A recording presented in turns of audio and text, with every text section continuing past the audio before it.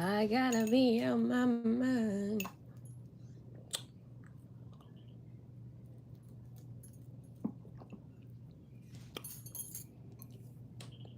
But the others have still believe.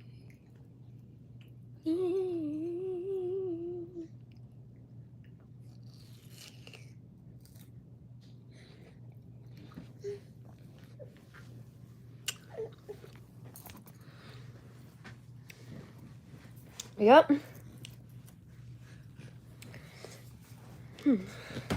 Come right here.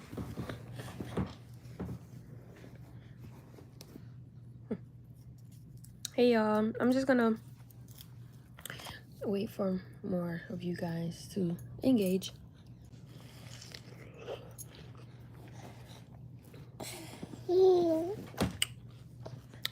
Come on, bro. No, sit down.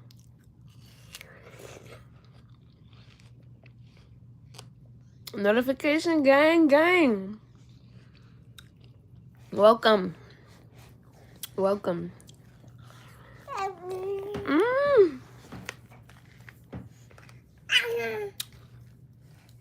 Hey, Nisha.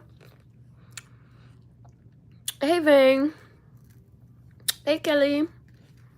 Hey, Jay. Nora.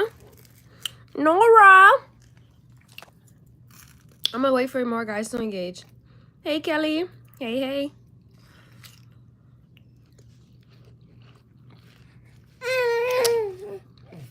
Y'all need to go get y'all cousins.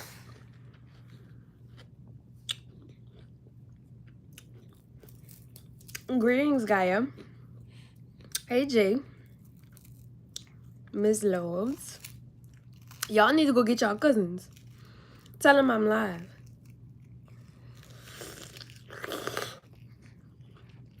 Money Mix,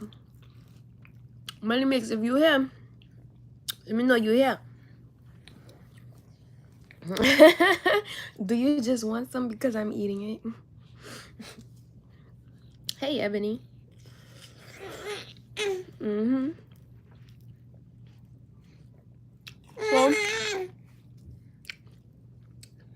So we got some engagement. Y'all ready? Y'all ready for this?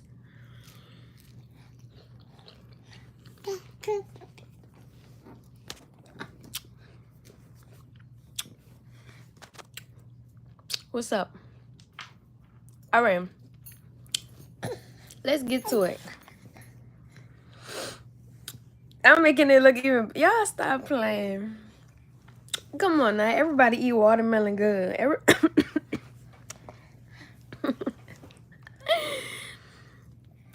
Okay, I'm just about to get started. We got 40 people in here. I'm about to get started, all right? Because, you know, I got things to do. Not me making the watermelon look good. Like, I don't even have lime or lemon, like... Because, like, my peers done put me on with the lime and the lemon. I ain't got none of that. So, it's still busting, though. Okay, so... The rest of them got to catch up, huh? All right, we got the same amount of engagement. All right, so we getting started. What was it like being polygamous with a cult leader? I real life went through that. From 2017, well, actually 2018. I wasn't considerably polygamous until 2018. And 2018 up until 2020. Worst fucking experience of my life.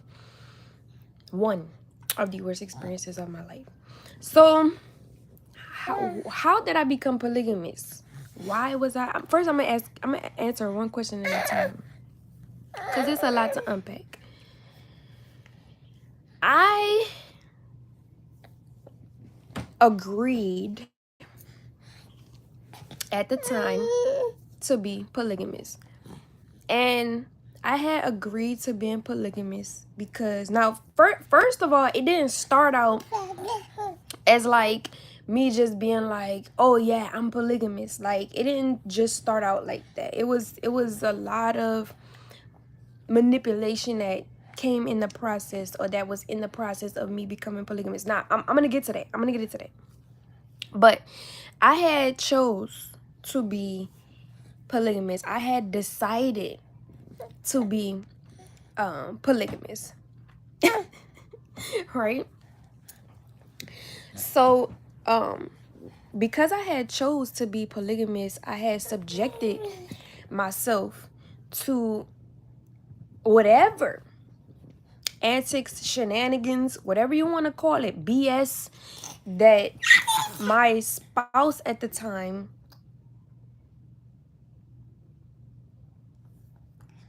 implemented in our world. You know, how he moved, how he act, I was subjected to it all because of the decision that I had made. I did not choose to be sexually assaulted. I did not choose to engage in sexual activity that I did not want to do. I never agreed or decided to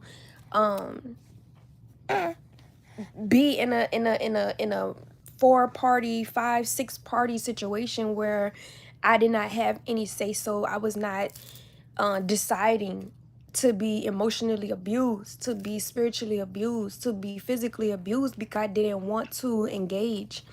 I never agreed to that. I agreed to being polygamous. Now,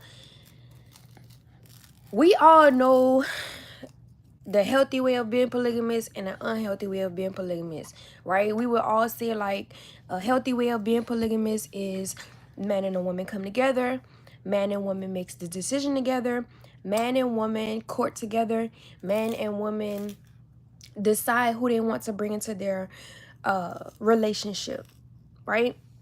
So hold on. Before I get started, I'm gonna add some modulators, whatever however you say that shit. I'm about to have somebody. If you want to be a moderator, put your hand up. But you gotta be loyal though. Like you gotta be a royalty. Cause like I ain't doing all that. I don't trust everybody. So if you wanna be a moderator, let me see. Okay, Nisha, you a moderator. But first, let me know if you wanna do that. 3T lover, baby, I don't know you. Never saw you. I appreciate the helping hand gesture, but baby, I don't know you. So we gonna go with some people that I know. All right, Nisha.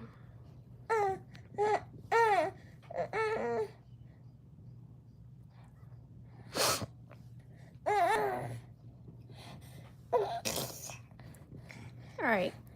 So Nisha, I just made you a moderator. I appreciate that. I appreciate the understanding. I appreciate the support. Okay, guys. So, right? That's the healthy way of being polygamous, right?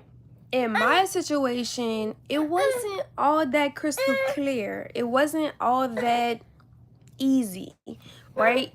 So when I had got into the relationship with the cult leader at the time, he was considerably polygamous. Now, I was with someone else. Our relationship was destroyed by the cult leader. So there was no standing chance that we could have had furthered our relationship past the situation, combination, right? So I had decided to be single, move on my own accord. But before I could even have a day to myself, that's when the love bombing started. Now, a lot of people might not know what love bombing is. A lot of people might not have ever even experienced love bombing, or maybe a lot of people have experienced love bombing. But love bombing is basically when a man or a woman tells you how much they love you, how much they want to be with you, basically telling you all of the things that you want to hear under the sun. Like they are the perfect partner for you. And then once, like after maybe a week or two, depending on how strong they coming off of, which they come off really strong, love bombers come off really strong. Once they get you into a committed relationship, that's when they start giving you half of the effort that they initially put in to love bomb you. And then, hold on, let me get you some watermelon. Sit down. Okay, hold on, baby. Dang, hold up. Let me show you something. Look. Here. Here. And then once they stop giving half of the effort that they were putting in, they start reeling back more and more of their time, effort, attention. I love yous, the, you know, being there for you emotionally, it all starts to fade away. Now, when somebody, you know, when somebody is love bombing you, because when you are used to that percent attention that they're giving you, and they reel back some of their time, and then you might catch it, you say, hey, I noticed that you're a little distant, etc. They'll come forward and give you a little bit more than what they were giving you. It's not more than what they were originally giving you, but it's just a little more, just to like you think different, make you look at the situation different. So when that happens, neurologically, psychologically, in your mind, you equate that to, oh, this person still loves me how they originally loved me in the beginning, when in actuality they're not giving you shit. They're just giving you just even a portion of the quote-unquote love that they showed you in the beginning. So as time goes on, when this pattern continues to happen over and over and over, you start to build a thought process around, okay, well, you start giving them the benefit of the doubt. You start making up excuses for them. You start, especially if the love bomber is a guilt tripper or a pity partier, or, you know, somebody who wants to make you feel bad for choosing yourself or leaving the relationship. Now, if you're young and you don't have much experience in the social world, then you would get pretty manipulated really easy, especially if you don't have guidance from maybe like your parents or your grandparents or somebody significant in your life. You could get caught up in manipulation when it comes to love bombing, because it's not shown as hatred. It's not shown as an attack. It's shown as love. It's shown as, I want to love you. I'm going to love you. You know, they may even buy you things. They may, you know, do a lot of things that may quote unquote make you think that they love you. But that's just a tactic. So as time goes on, when you, if you are a person who stands for something, you will notice, no matter how significant the love is, how much they're giving or they're not giving, whatever the case may be, you're going to call it out, and you're going to be frustrated over a portion of time. Now, when you become frustrated with a love bomber, they're going to try to manipulate you to feel otherwise. They may even go so far to tell you like, oh, you don't feel like that. You may feel like that because of what you went through in the past, or you may feel like that because of your childhood. They'll weaponize any trauma that you have against you.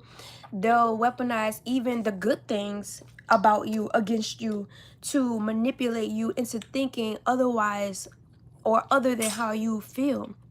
So if you are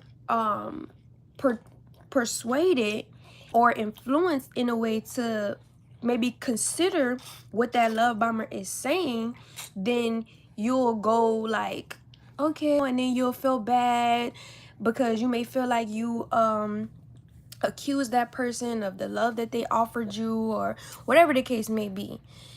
But if you're a person who like, nah, something ain't right, that love bomber will actually get upset with you. They'll actually, you know, start calling you names. They may tell you things like, you ain't worth that anyway.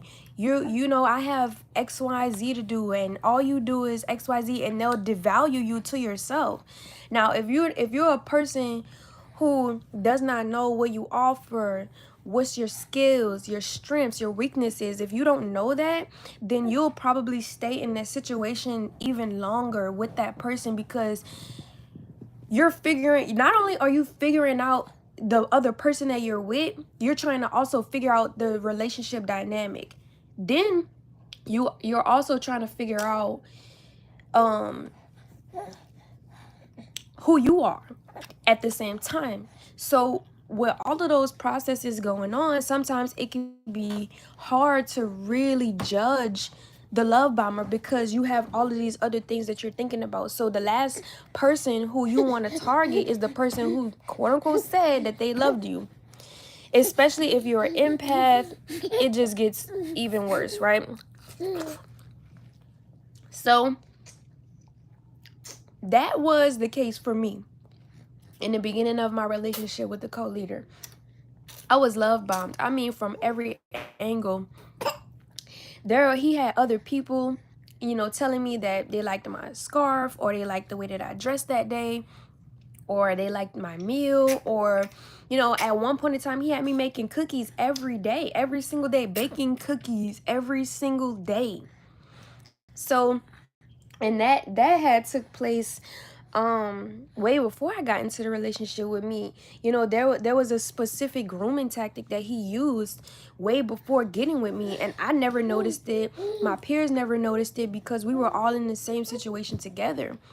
Now, some people did notice it, but the people who noticed it, they left. But we could never ever understand why they left, because the love bomber, the co-leader, would always pull everybody into meetings and say stuff like, don't believe that person, believe me. I'm the one that has your best interest. I am the one that's gonna be here for you. They're gonna leave you so at some point, with a lot of psychological manipulation going on, and because of childhood traumas that a lot of us had, or maybe even insecurities that some of us had, we didn't ever want to feel like we're losing the person who said that they loved us. But it wasn't love. It was just a fabricated idea of an illusion. It was a disillusionment. And when I got out of the relationship with the guy that I was with right before getting into a relationship with the co-leader, I was hurt. A lot of things I really didn't express because I kind of felt like, damn, like it was all just so abrupt, and it happened all so fast. And like one day I remember fighting for my relationship every single day, to not having my significant other at all, and us just being at odds. And it was a barrier because there was a person standing right in between us. So how difficult would it have been for me and my person to stay together? It was never gonna be that way. So even at times, me and my person, we would plan to escape, and when I would be ready, he wouldn't, and when he would be ready, I wouldn't. And it was just always off with us. So I had decided to let the relationship go. And as soon as I did that, not even 24 hours later, not even 10 hours later, Nature Boy is like trying to convince me that I'm into him. And it was a lot of speculation around me being into Nature Boy, because I would say some of the things that he would say. I was very articulate when it came to the knowledge. Like, I had got a lot of compliments and stuff, like based off of how I presented myself, how articulate I was, the fact that I was the only woman a lot of times, making content, making videos, and really like displaying my heart on social media. So much so to the point where we would have this. Now, these meetings weren't recorded. Like, we would literally have meetings where the woman would be getting scolded at just because I had went live and expressed myself that day. And a lot of those women took it as like, damn, well, she's doing all of this good and he's complimenting her all of this way, and they may have wanted that too. And it turned them against me. It made them like feel whatever kind of way about me, but it was not my doing. I just was simply being myself. And the co-leader, Nature Boy, he had to do anything that he could to play us against each other. I never had ill intention toward anybody. Like I said, I was in this polygamous relationship from the jump. Before all of the women that you see today calling themselves his wives, and all of these other women that you shouldn't be climbing up there. Sometimes you gotta learn. Sometimes you gotta learn. It's all right. It's all right. You're fine. It's all right. Yeah. It's all right. So, I just really couldn't understand the relationship dynamic for the longest. But just to backtrack a little bit, you know, he loved by me to the fucking ends of the earth. And I mean, he gave me whatever I wanted to eat, whatever I wanted to wear. Like, the women started getting dressed up and wearing a little, because because if y'all stuck around for majority of the time, like from when carbonation was first went viral on social media till now, you'll see the evolution of the women. You'll see how we started dressing up more, how we started wearing makeup, you know, how we started doing our hair, how we started using soap. Like, real shit. Like, y'all could see the evolution. So I was a huge reason why, you know, the women. We found them brand new in the bag. I was a huge part of the reason why, you know, the women were dressing up more. We got to wear makeup. We got to do henna. We, you know, we did all of these different things because I was the first influence on Nature Boy at that time. And the reason why was because when I had initially got into the relationship with him, he was with 3 other women at the time. And those women, for whatever reason, I don't know their reasons, but for whatever reason, they exited the relationship as I was in it. It was like, what, like 2 or maybe 3 days, no more than 3 days, they had decided to exit the relationship because they felt like they were, I don't know their reason. You have to ask them, right? I'm sharing this because I want to share it. I'm sharing this experience because I want to share it. Hopefully it helps somebody in life get over it and overcome whatever it is that they're going through.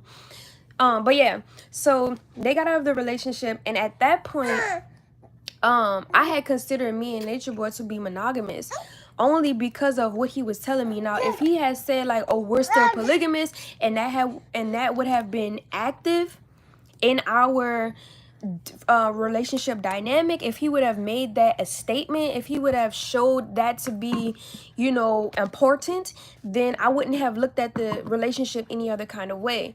So once the women left, he used that opportunity to gaslight me even more, to love by me even more, you know, like tell me like I'm the only woman that he wants, you know, he doesn't need another woman, and like all of these different things that would make me make me think that he's insinuating that we're monogamous. And even at times he actually said it out his own mouth, like, we're monogamous, you're the only woman I need, these women can't. And then that was another thing that really dampened the relationship between me and the women, because when he would talk about being with me, he would down the other women while being with me, and I never liked that, and I never corrected him in front of everybody, because number one, it's not a woman's place to correct a man in front of his peers.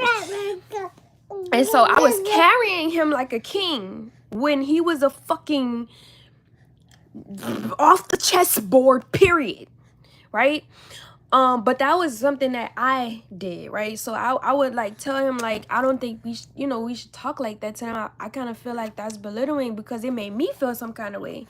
And so, you know, he would say stuff like, them women don't really matter anyway. They don't have anything to offer. All they're doing is eating up. Like, he said some very fucked up shit to them.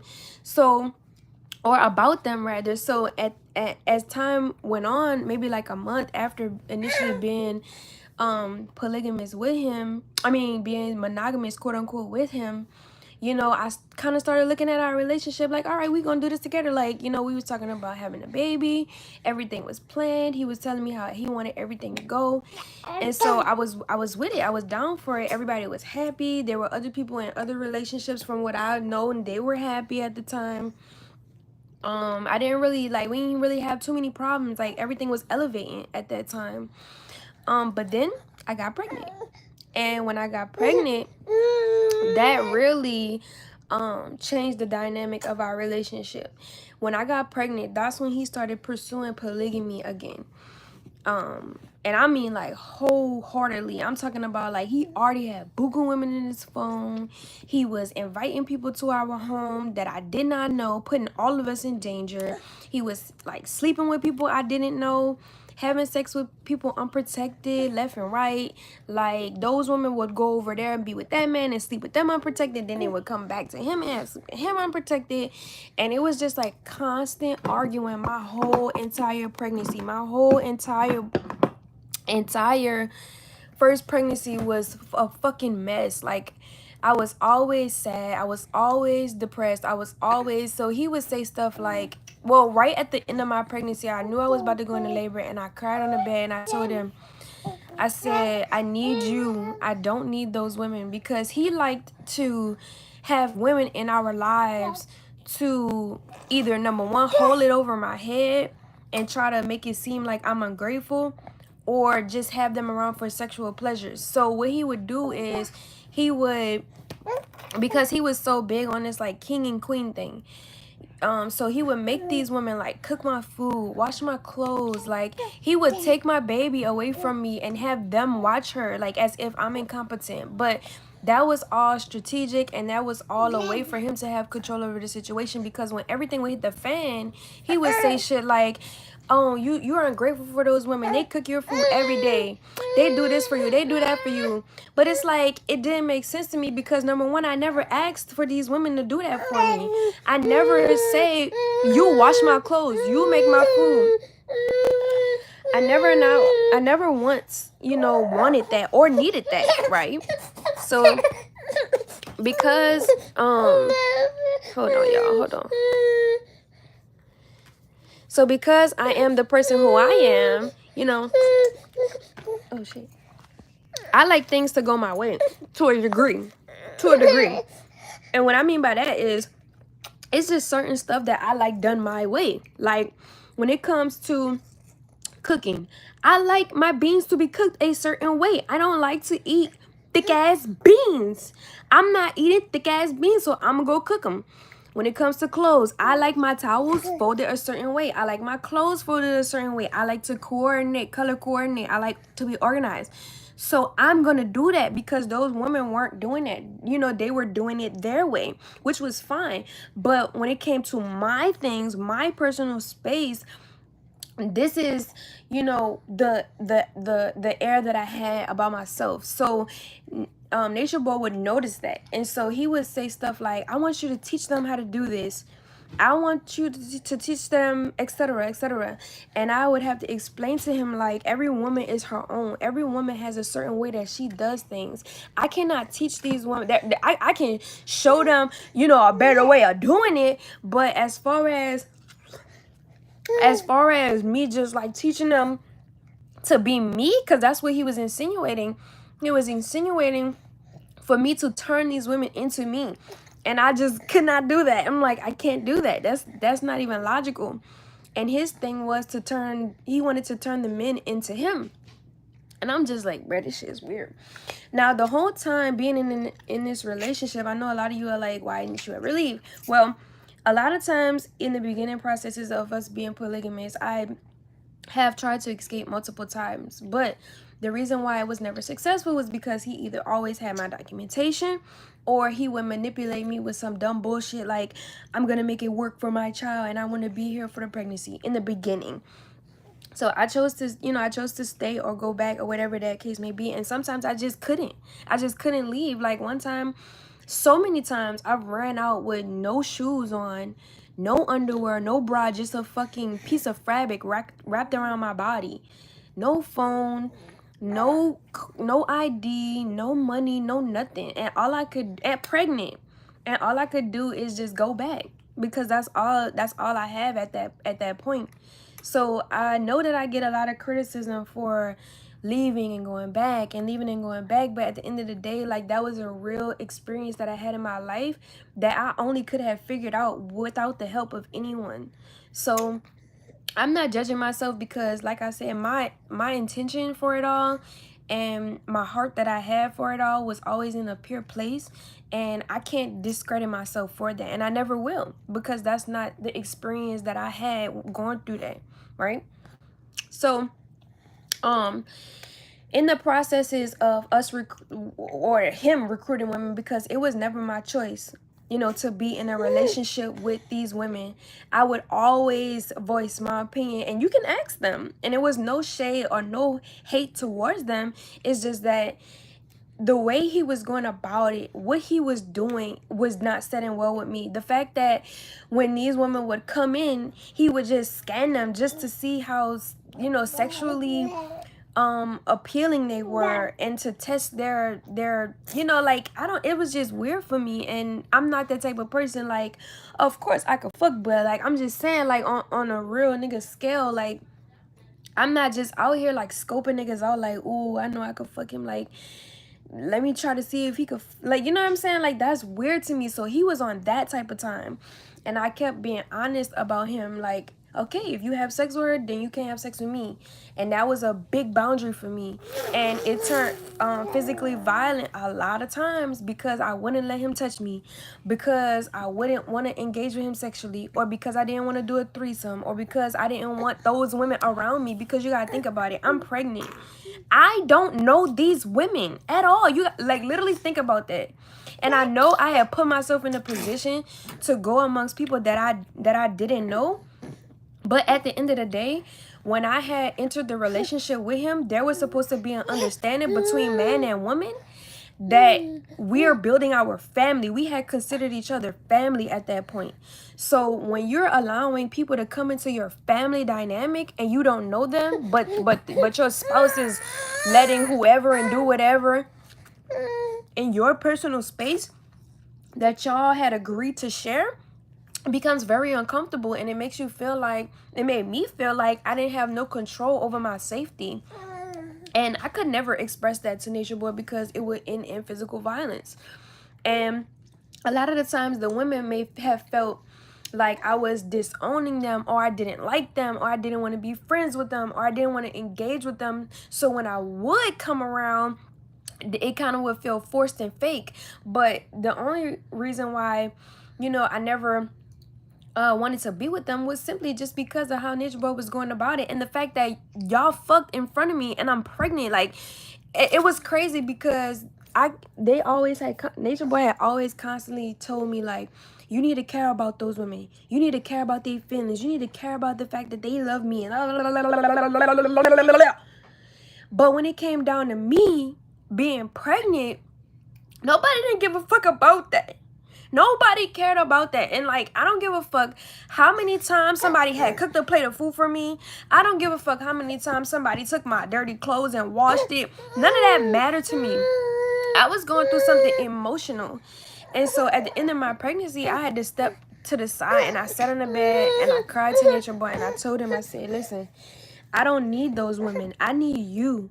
Like, I need you right now. And he was like, you're ungrateful. Yeah. It just didn't sit right. It just didn't sit right with me emotionally, and nobody cared about my emotions. Every day, y'all, every day I would sit in a circle with carbonation, and all I'm hearing from feedback from everybody is, you're supposed to be the queen, you're supposed to be this way, you're supposed to be that way. I'm like, fuck, can I be myself? There was no room for me to be myself. There was no room, you know, for me to be Velvet, because they wanted me, or Nature Boy rather, wanted me to be Nana so bad. And it's like, I felt very alone when I would come out to engage and to, you know, make it fun, and because I was stuck there. It was just always end up in like the women just jealous or feeling some kind of way, just basically off a misunderstanding. But like I said, none of us really understood, because we was all in it together, and he was pulling the strings behind each and every one of us. He was telling her something behind my back. He was telling me something behind my back about her. So, can you hear me?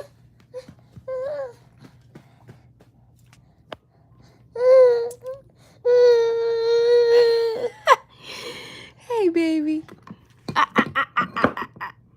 Can you hear me? Can you hear me? There's no sound. We can hear. You can hear. Okay, let me regulate. Let me regulate.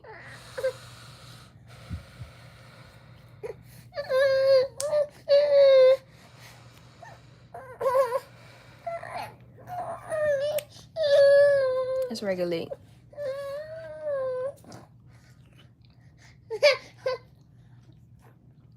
Let's regulate.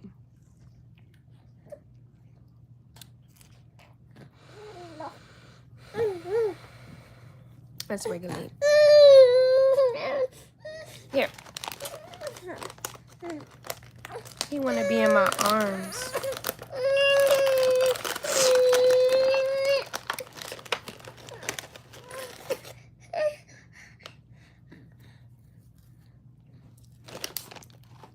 Okay. Alright, so I don't know. I just always felt emotionally isolated and emotionally neglected. So when things would hit the fan, I would just be like, I don't want to fuck with none of y'all. Y'all not listening. And then not to mention, some of these same women who he put in a relationship with us were saying shit like, oh, I know I could be her. Like, I know I could take her spot. And I'm like, please. Like, real life shit. In my mind, I'm like, can we do that? Like, you know, even with him, I sat there, put him to the side multiple times, even had these conversations in front of him. I'm like, can we please do that? You know what I'm saying? Because this is not my position. So all the time, he would put me in that position. Like, no, you're queen. You're going to be queen. They're going to be your servants, etc. So it was never my choice to be fucking queen of carbonation. It never was. And people think that it was my choice. It was not my choice. It was Nature Boy's choice. And so at a time with Aya, at one specific time, this was the only time that I really felt like a woman was really jealous of my spirit. Like, cause and this was recorded online. I don't know if you guys saw this video, but it was recorded online. One day Aya was like, you know, just basically insinuating that, you know, she could be me. You know what I'm saying? And so Nature Boy had challenged. It was funny because Nature Boy had challenged her and was like, you think you could be her? That's why I think it's fucking really stupid and retarded that he tried to clone me with Malia. Like, what the fuck ever. But aside from that note, you know, Aya really had felt like, you know, she could be me. And so, like, she was saying that, like, yeah, I could do what she do. And Nature Boy was like, well, okay, well, let me see. You know, let me see. And then, you know, when everything came down to the come down, she really like, no, I can't be her. You know, I think it is best that she have title. And it wasn't ever me fighting over the title. It was just like, bitch, are you, like, who are you? What do you mean to yourself? And it's not that I'm calling her a bitch out of, like, jealousy or anything like that. It's just, like, it's a feminine code. Like, it's femininity. Like, why are you trying to, like, you can't duplicate my energy. You can't duplicate my energy. So all right, hold on y'all, hold on. Come here, fat dude. Come here, fat daddy. Yeah. That's what he wants, y'all. He want milk. Okay, so like I was saying, like, you can't duplicate my energy, sweetheart. So it was one of those kind of situations, and then nobody ever really, like, tried to step to me like that no more, because, like, bitch, like, you, like, it don't need to be explained. What's understood don't need to be explained. So but that was another reason why I just was like, okay, well, if she think like that, what these other women are thinking. And I just couldn't get with it. Like, I just couldn't. Like, it didn't feel like they were my friends. It didn't feel like they had my back. It didn't feel like none of that, because if I was in their shoes and I told this woman, like, these women would literally come up to me and be like, I love you, I care about you, but I'm sitting there with my baby in my arms, and he telling you, let's go fuck, and you like, hold on, I'll be right back, I'm gonna go fuck him right quick, and I'm gonna come back. And I'm just like, that don't make no sense. Like, that shit don't make no sense to me. So eventually I just was like getting over it and over it, to the point where, like, he would become more physically violent, and I would be forced to engage in sexual activity that I didn't want to do. And it always ended up in threesomes. Like, he always wanted me to, like, give him head or whatever. He would say stuff like, these women don't know what they're doing and all of this stuff, and like he would make me the main thing to do that, and then he would like have the other women on his nipples. And I say that as relevancy to bring that up, not to even expose myself, but to put that out there, because he actually physically abused me on these 2 occasions, took sexual content of me after I said that I didn't want to do it, and then he posted it online once I finally left to, I guess, get back at me or whatever. But those 2 videos, outside of the one that he posted on Pornhub or something like that, hold on y'all, hold on, come here. Outside of the other one that he posted on Pornhub, those 2 videos was used against him in court, and which is the reason why, you know, he has such a lengthy sentence, outside of his arrogance and negligence. So, you know, with that being a thing, I just always felt disgusted. It got to the point where when I would give him head, I would throw up.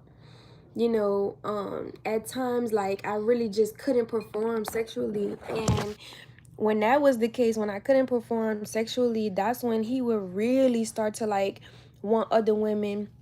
And that's when you started seeing, you know, more women being implemented, because I just couldn't keep up. So yeah. Any questions?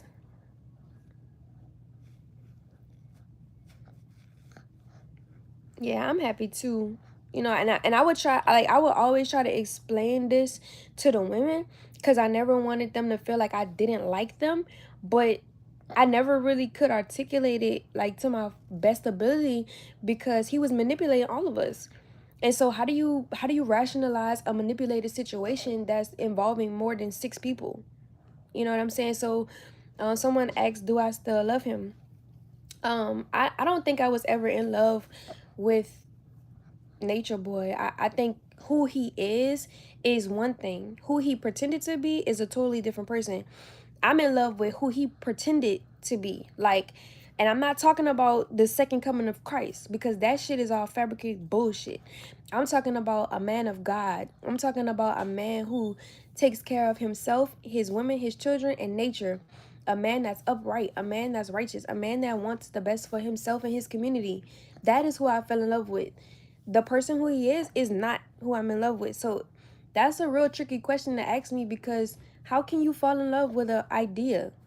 How could you fall in love with an illusion? You can't. I love you too, Mama Shay. Someone asked me, am I happy? Am I happy he's in jail? First, let's digress a bit. Hold on, y'all. No, Papa. Here. Here. Okay, what you want to do? What you want to do, Daddy? What you want to do? So, let's digress a little bit, y'all. So, with my whole experience, being polygamous, it was very much so forced. You know, the whole time that I was pregnant, I was being physically abused. The whole postpartum, I was being physically abused. Even well after my baby had made 2 years old, I was being physically abused. So I was physically abused pretty much the whole time that I was with him. And he never wanted to take ownership of that. And there was one main experience that I had that I remember with him and my father. And my father had asked him if he had physically abused me, and then he lied. Well, he didn't lie, but he also didn't say the truth. So like that let my dad know that he was physically abusing me, and that went viral, and that was like all over social media as well. So I'm gonna just continue to answer you guys' questions, because I pretty much gave my like all of my experience, you know, outside of it being fucking disgusting. I really think that like polygamy is disgusting to a degree, like if it's done wrong, but like I've had to force myself to think about how would it be if it was done right. Right? Oh, that's what I wanted to tell you guys. What even made me make the decision to like be polygamous, right? So I had decided to be because it was the reasoning for me. You know, everything has to have a reason for me to do it. So he was like, we're gonna build a business, you know, and you can't do it all by yourself. I want you to start having children. You know, we were really like on this family like type vibe, like really wanting to build a family. And so I understood. So he was like, we're gonna build a business, and you're gonna need multiple, you know, hands and stuff like that, and not all the time will you be free and all of these different things like that. If I didn't ask your question, I'm gonna re-ask the question and then like just drop it back in the chat, because there's like way too many comments. But he was like, yeah, we're gonna need the extra help, you know, you're gonna need more sets of hands to be able to do XYZ. You know, we're healing humanity, you know, through us. And so, you know, we're gonna have children, and these other women are, at the time he was like making me believe that these other women were going to be in relationships with these other men, and they were going to have children as well, and that, you know, we were going to have a community, like not forcefully just pinning our children in this community, but like, you know, having our own community and just making it, you know, a thing, like to keep each other safe and to teach each other about knowledge yourself, and to really just uphold morals and standards, you know, that we pretty much don't have in our community. So with that being the case, that's essentially why I had decided to be polygamous, because I was like, business, bet. I know how to do a lot of things, but of course I can't do it all by myself. So like, I was like, okay, cool. But then when I noticed that it was only to fulfill his sexual desires, that's when I was just like, oh no, like I can't do this. I'm not a part of this. Like, this is not even my vibe. This is not even my speed. None of that. Right? Hold on, guys. Hold on, guys. Hold on. So, you guys ask your questions again, and I'm gonna answer you guys. Would you do polygamy again? No, I wouldn't do polygamy again, because that was a one-time experience for me. Like I said, I never was introduced to polygamy before that. I never even knew that it existed. I had no idea, you know, that was like something real new to me.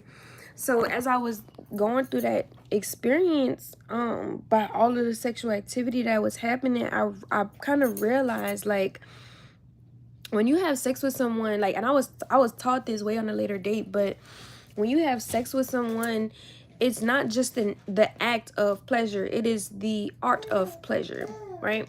Well, the act of pleasure, the art of pleasure, whatever the fuck.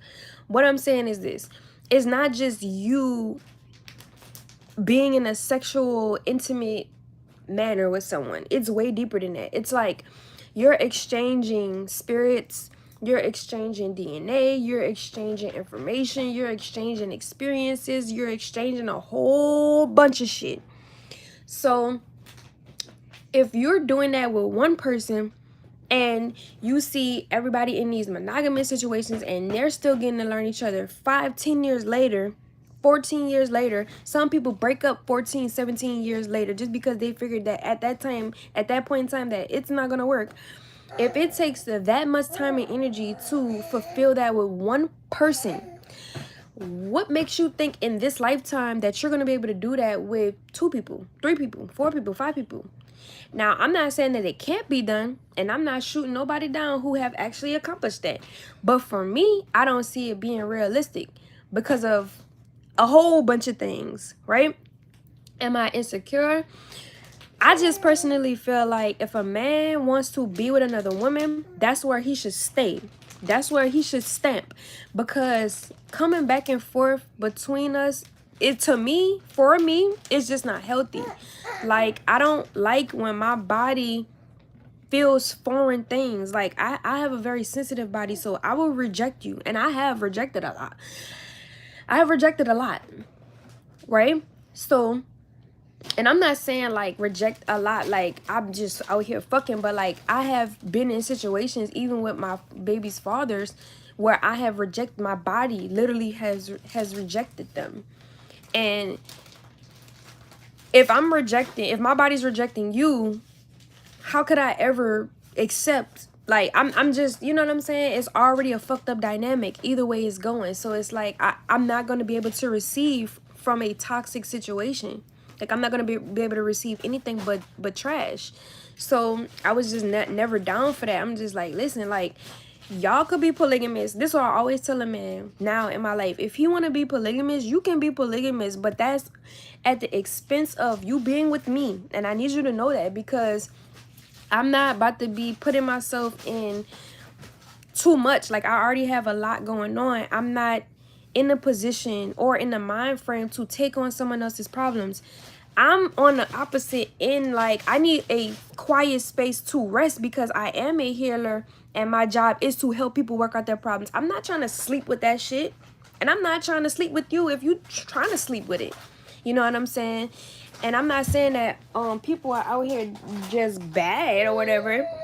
I'm not saying that. I'm saying that we're all healing from a lot of things, and some of us have more than others. I'm not taking on anybody else's problems, demons, spirits, none of that. I'm not doing that. Like, I already have 3 children. I can't give my time and my attention to my husband and to a sister wife and the children. And then some people will be like, oh, well, that's why, you co-parent. That's why you have, this day for yourself. No, I want a family, like a family-oriented unit. I don't want I'm going to be here today and I'm going to see you tomorrow type of family. I don't want that. I want a family. I want a unit. I want a solid family. If that's just my personal preference, then it is. But I just don't think polygamy for me, because I also experienced a lot of like jealousy. Like, it's been situations where I literally was painting. Now, I have my own way about expressing myself. So I'm sitting there, I'm painting, and the woman, or whoever it may have been at the time, she's so insecure within herself that she's jealous because I know how to paint the way that I do. Like, I don't have time for that. I don't have time. And I know I got some good so it's like, if I put this on that man and he want to spend the day with me, I don't have time for another woman being like, oh, well, you didn't touch me today, you didn't want to be around me because you always around her. I don't have time for that shit. Like, I don't got time for that shit would make me so mad. Like, and I feel like if something brings the worst out of you, then you should not like allow it in your life. Like, because I get real salty real quick, because I know myself. And I know that I pull my weight. And I know that I'm minding my business at the end of the day. So I just don't got time for it. It's too messy for me. Yes, I'm from New Orleans. I'm gonna scroll all the way down. If I haven't read your question, I'm gonna read it. But it's like just too much for me right now to like reread through all these comments. So if I haven't asked you a question, you can re-ask it. Does Ellie ask about him? How do you navigate that? Of course she asks about hey, Breezy girl. She say hate it. Me too, girl. But I don't know, polygamy just gets toxic real fast, cause like, I don't know, and I don't like the double-sided conversation. Like, bitch, have the conversation with me that you had with her, ho. Let's talk about it. Let's talk about what the fuck y'all talked about behind my back, but y'all don't want to talk about that shit because y'all know both of y'all get slapped or dumped. And none of y'all want that because y'all riding off my energy anyway. Like, I don't got time for that shit. I don't got time for leeches. I don't need nobody to take care of me. I make my own bread. I don't need nobody to give me no place to stay. I got my own house. I don't need nobody to give me a car. I'm getting my own driver's license. I don't want your shit. Okay, so all of that and them double-sided conversations, fuck that. But yeah, of course she asks about him, but she doesn't really like. So she was 2 years old when we last saw him. Like, she was really 2 years old. Like, I want to think like she just had made 2. No, she was 1. Yeah, she was 1 year old when we finally had separated. She just had made 2, if I'm not mistaken. She either was one and just, or she either was two, or she was two just making three. Nevertheless, we're not talking about Courtney right now. We're gonna talk about his bitch ass on another day. But she was fairly young when the last time she saw him, so she don't really like know anymore. Like, I could tell she doesn't really like she can't identify him. Like, if I showed her a picture of him or something, she probably was like, she probably would recognize him, but she probably wouldn't. But she does ask about her father because Avi's father is in her life. And so, like, Avi, has an active relationship with her father. So, Ellie, she'll be like, where's my dad?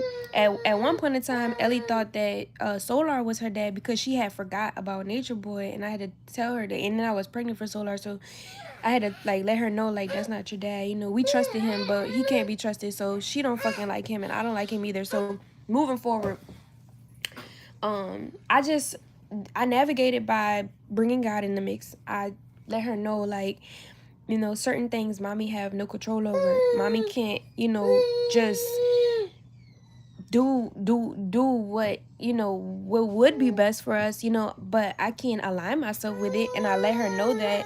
And I let her know, like, what are expectations that God has for us to be able to bring that into our life. And so, like, when she asks for a dad, I just let her know, like, let's pray together. So sometimes when she's feeling,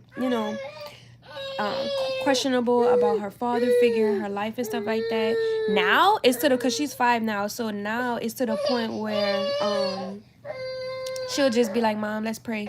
And so I'll pray with her, and then that's how we navigate it together. That's how we navigate it together. But yeah.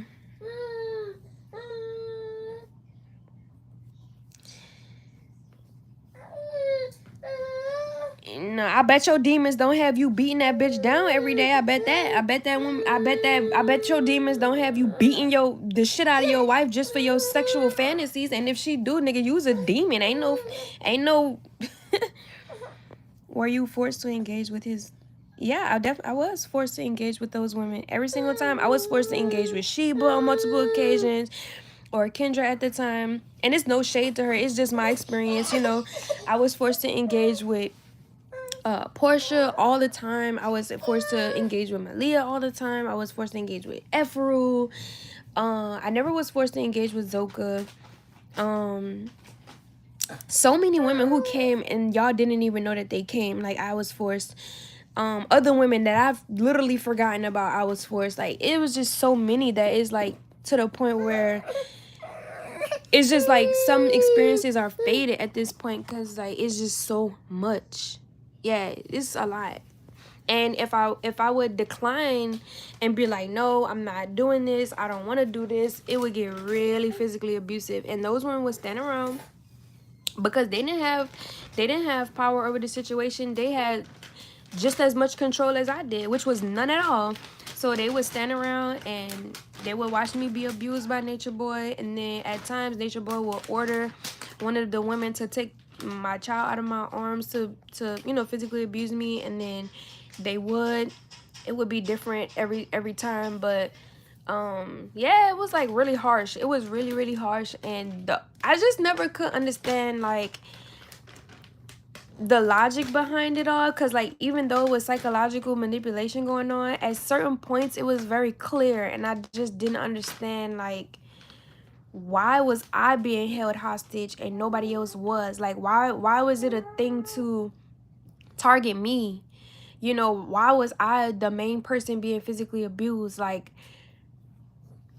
I'm not understanding that. I don't get that. So it was always confusing for me. And then everybody would try to come back around like they love me and they care about me. I'm just like, bro, you don't watch somebody be physically abused with their babies proud of their arms. And then I don't know. It was just a very interesting dynamic. But I'm still answering questions. So I'm listening to you guys. It's not, for me, it's not even really about being the strongest or the weakest. It's really about, to me, it boils down to morals. what type of person are you? You know, what do you stand for? What do you live by? What's your code? You know what I'm saying? Like, that's what I feel like it is. I feel like we all have different strengths and weaknesses for our own personal journeys and because of who we are. And I think that has nothing to do with, you know, God's favoritism. I just think that, you know, it boils down to what type of person you are. Has Nature Boy tried to contact you as of recent? He can't contact me at all. Like, he's voided from my life, like literally. And so is Solar, but we're gonna talk about that on another day. How would you define love now after this experience? Hey Gwendolyn. um I'm scrolling all the way down because there's a lot of comments. So I'm scrolling all the way down. But I would define love as like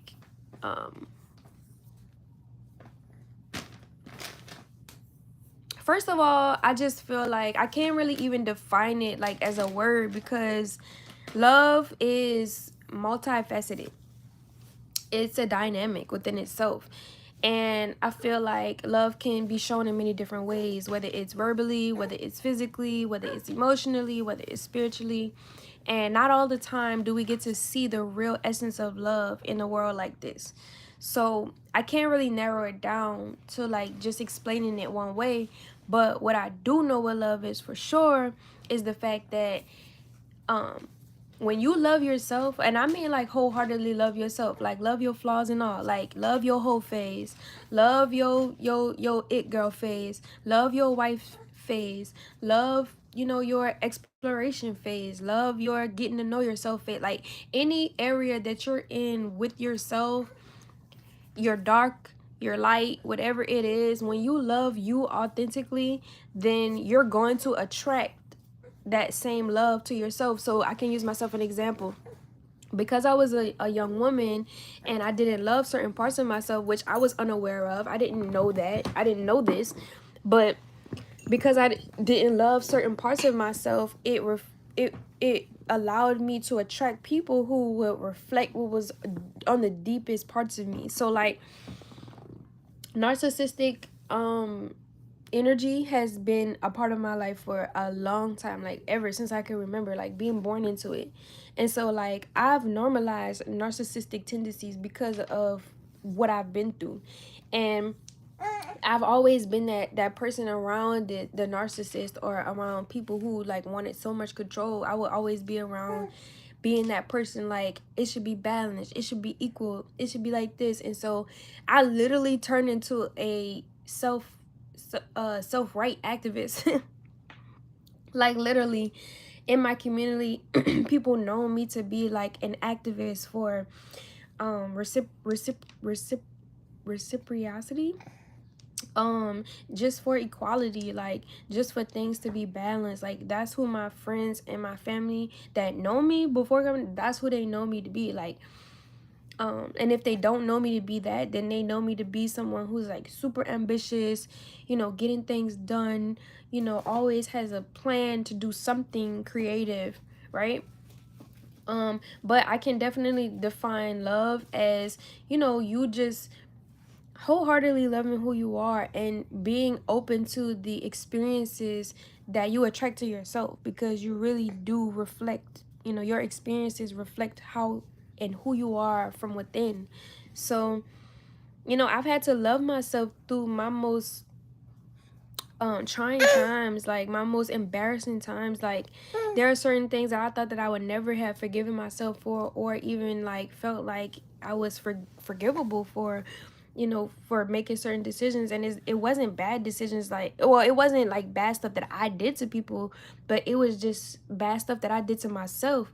And I didn't realize that I just, you know, didn't love myself enough, you know, in certain areas to be that strong, to be like, you know, attracting better or putting myself in better situations. So I do think that everything was a lesson learned for me.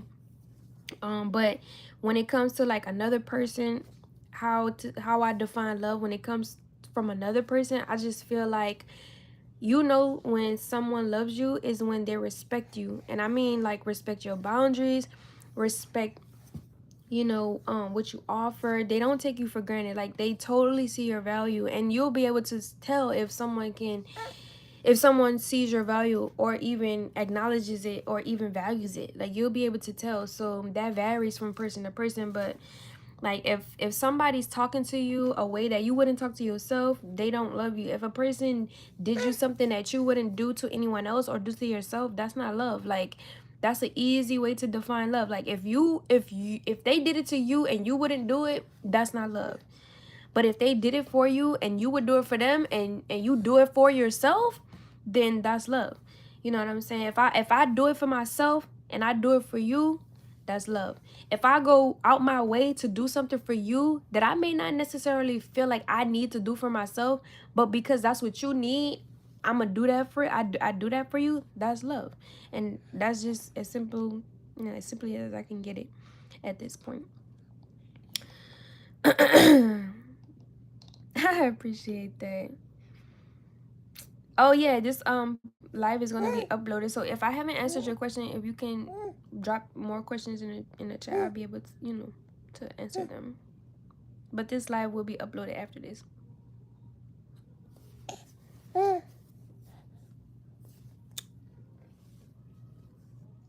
Yeah, I don't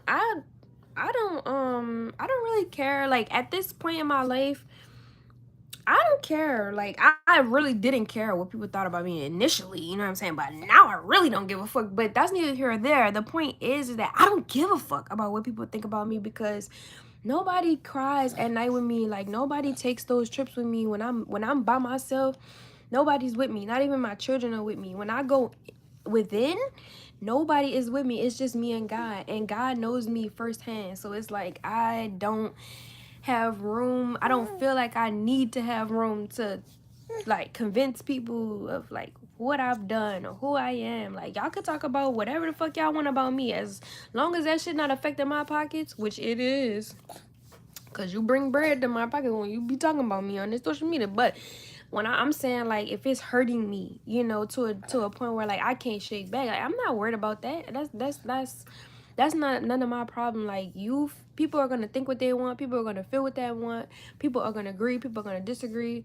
I'm not into the business of convincing or controlling anybody to believe anything. You do what you want. Just promise me in the process that you gonna let me know how you feel, so that I can make a decision. But please don't get mad when I move around, cause, like, it seemed like that. It seems like people in my life, when they show me who they are and I get the notion of who they are, you know, and I move around, they get mad at me. Like, they want to destroy my life. They want to fucking, like, harass me. They want to bully me. They want to physically abuse me. And I'm just like, I'm just trying to go live my life the best way that I see fit. Like, you want me to, like, they want to hold me hostage in their life. Like, how the fuck does that even work? Like, that shit is weird to me. So I've been experiencing that, like, all my life. Like, people just shunning me. Like, if they can't have me, nobody else can. You know, like, like, it's just too extreme. So I've been, like, really isolated this past year, because I'm just like, yeah, it's too much. It's too much. And I don't need to be accepted that much, to the point where, you know, like, I'm just lowering my standard just because I think I love you. Like, or even if I do, like, I've gotten to the point in my life where even if I fuck with you hard, I'm talking about, like, I will literally give you anything. Like, I literally would love you to the ends of the earth. I would still walk away from you if that means to choose myself. You know what I'm saying? So yeah.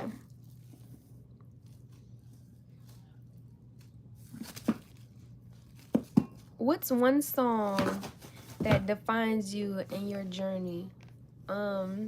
This song just popped up in my head. It's by Aretha Franklin, and it's called Rose. A rose is still a rose. I forgot the lyrics just that fast. But basically, I want to ask you if you wanted some stuff for your house. It's a big gold clock. Yeah. I need to make sure it works. You got a AA battery? No. It was a AA battery. Yeah. AA. I would have to look through them toys and see if I could find one. I'm gonna look for one. Because if it don't work, I'm putting it on the trash pile. Okay. Let's see. Let me answer another question. But yeah, Aretha Franklin is called Rose. You're still a flower. Ah! Yeah, you're so fine. Thank you, girl. Thank you. No, but this hairstyle got me feeling like the goddess I am. Beyonce, you can't break my soul.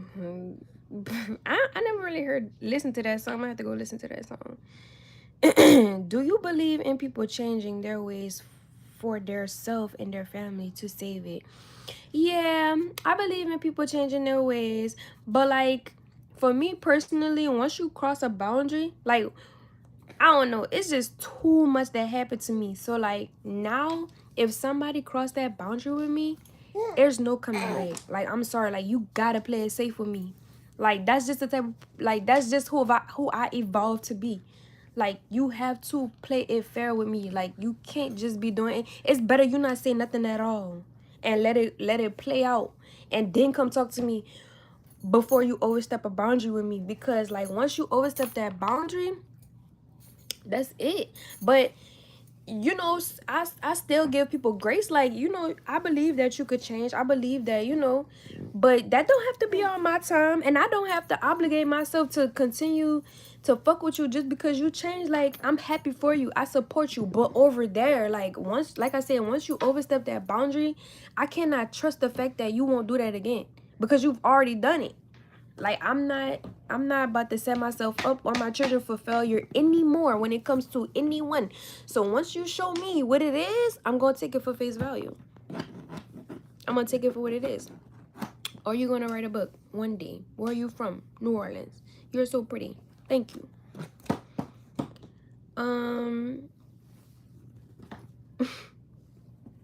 What's your IG? Creole memoirs Creole, memoirs of a Creole, but with dots in the middle. I think the link is in my YouTube bio, or if anyone can, one of my supporters type my Instagram handle in the chat if you can. Thank you so much. And I appreciate you, Nisha, for being the moderator. You're doing well. You're doing lovely. Do you think any of the wives now will leave? I'm honestly not sure. I just pray every day that they find the strength and the courage to really like unravel themselves. Because oh no, this baby, no baby. Because I really wish that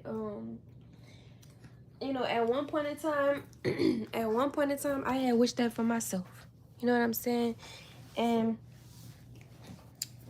you know, when I was in that situation like they were, you know, it was a lot of criticism. It was a lot of like, but it was also a lot of like, I understand she gonna come around.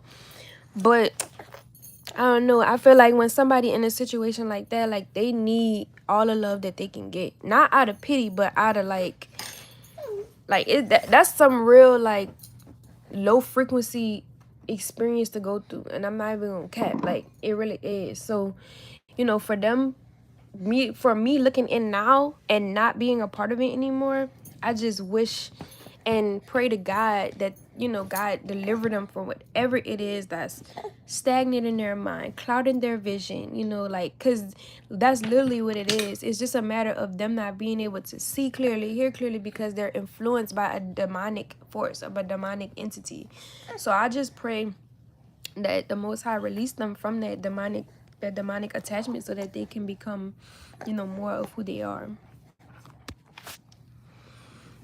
Yeah, respect. That's one of the main boundaries. Respect. Like once somebody disrespect me, like it automatically puts you in a category, because I just know how I move. So if you disrespect me, you gotta be stupid. Like something gotta be wrong with you. Like for real. I'm okay mentally. Like I'm okay mentally. I just some days are not like all the way there, but you know, like life has its ups and downs, life has its ebbs and flows, and I am just going with the flow of my journey, and I'm just here with myself, you know. So every day is not a like an excellent day, but I cry less, you know.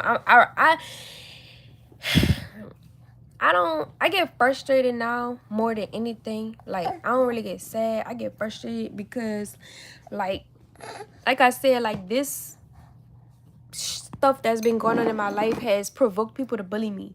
So like my last baby daddy, Solar, like he's the type of person that would bully me.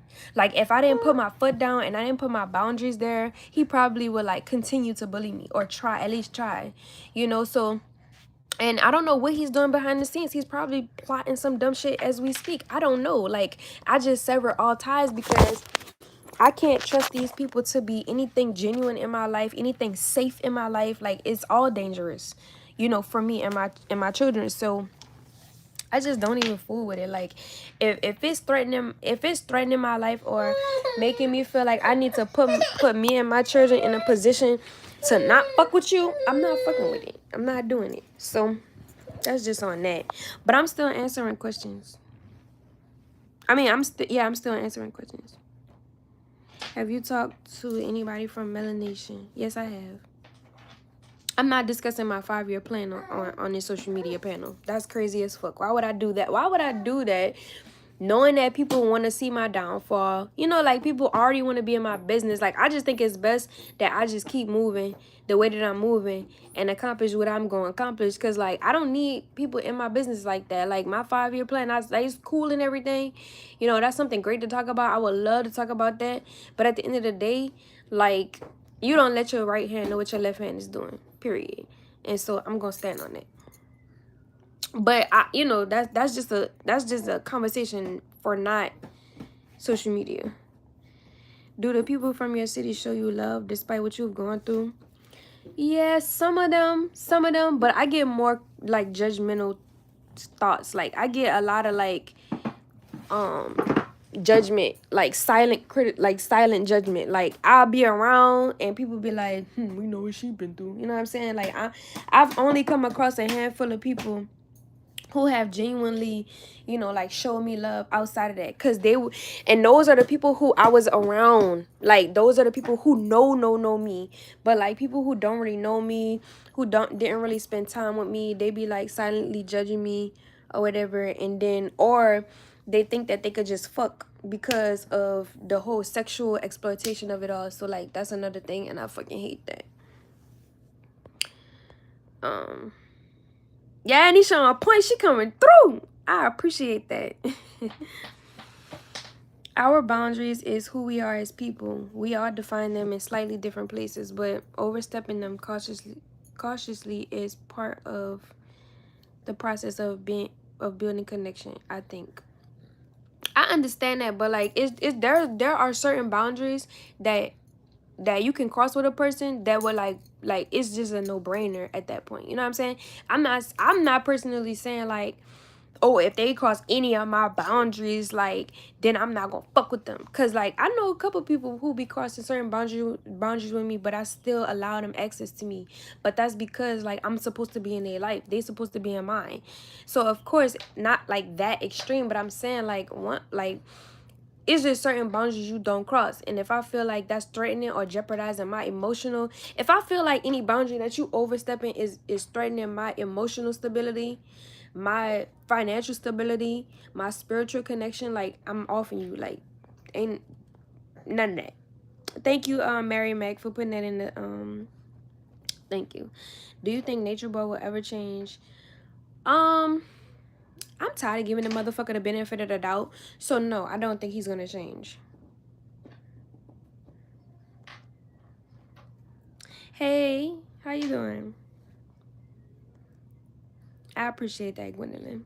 All right, I'm scrolling all the way down because there's a lot of comments. So I'm gonna just read from the I'm gonna just read. I appreciate you, Mama She. I appreciate that. I appreciate the love though, cause like not a lot of people know my story, like know the ins and out about my story. Like a lot of people was on, like I know a lot of people who was like, cause for a long time people was under the impression that people was under the impression that you know, I was another nature boy. Like I'm just as narcissistic as him, and like all of these different kind of like situations, and I'm just like, bro, y'all have no idea. Like I literally was forced and put through all that I was going through. And then to make matters worse, you know, I was continuing to allow him to gaslight me and manipulate me by believing what he was saying every time that I would come back. So like when I would leave, he would get on the phone with me and be like, I'm gonna be monogamous with you, I'm gonna make it work for Ellie, I'm gonna do this for our family, etc. And he did that like 3 times. I left, and then every time I went back, and when I would go back, it took him no more than 2 weeks for him to show his true colors. And it took the last time for me to really realize like this man is not changing. Cause for the longest I thought that he was gonna change, but he didn't. He didn't.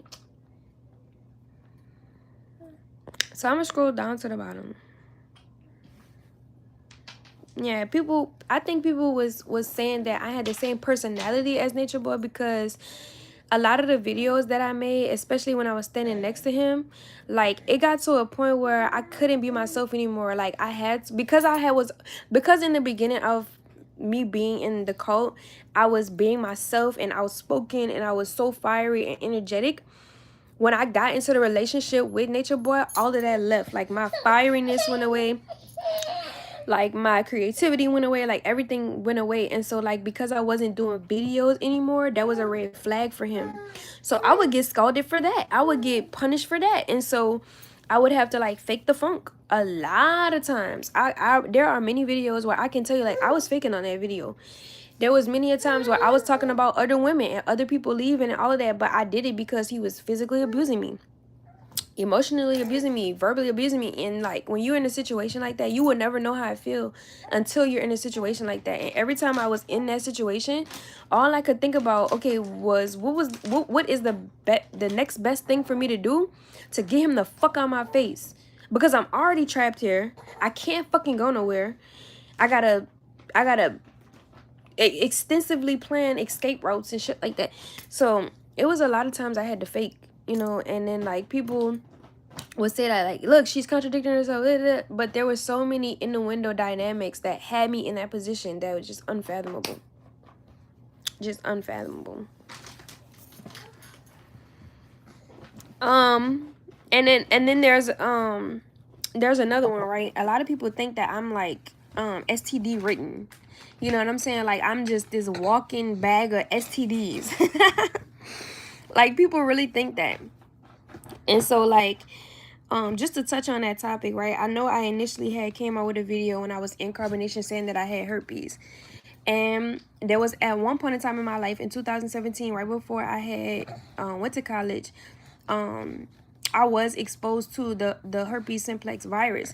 And so when I was researching it, because like first of all, I had got a yeast infection, and I was like, I need to go to the doctor, you know, because I was always going to the doctor. Like I would go to the doctor like every 5 months, especially because like when I was living with my dad always made sure that I went to the doctor and got myself checked up, because I was sexually active and I had a boyfriend, you know, and my boyfriend lived with us at the time. So during that time, you know, and even throughout the years of my high school time, my dad, you know, he made sure that I was like taking care of myself and healthy and stuff. So at this point I was in college and I had got a yeast infection, but I wasn't like sexually active at this time because I was just going to college and I was working at the same time. Like I was really mostly on the phone with people, like not fucking them. So I had got a yeast infection and something was like, go to the doctor. And I was like, why the fuck would I need to go to the doctor? So I battled with that thought for like 2 weeks. And then something was like, go to the doctor, go to the doctor. And so when I went to the doctor, they ran my blood or whatever and stuff like that. And It worked. Yeah, I could clean that up. My buddy. Oh, that Momo buddy. Ah!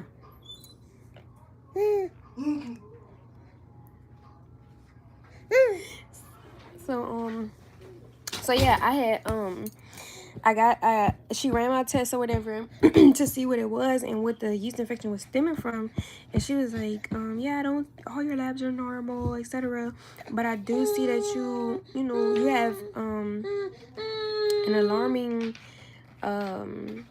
level of the herpes simplex virus, you know, and I was like, what? I was so confused. Like, I really was so confused.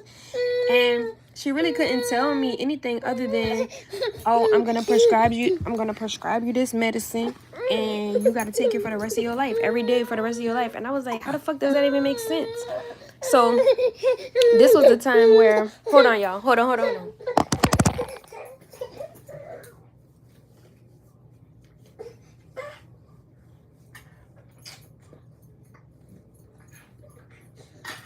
This was a time where I was in agriculture school. So like, I was learning about genetically modified plants and all of these different things. So like, I was figuring out the truth about life and like why we're getting sick the way that we're getting sick. Because when you take agricultural classes, they will teach you like the pros and cons of genetically modified food versus non-genetically modified food. So I was like uncovering a lot of truth at this time, and I was so confused. So I started going researching, and I'm like, what the fuck?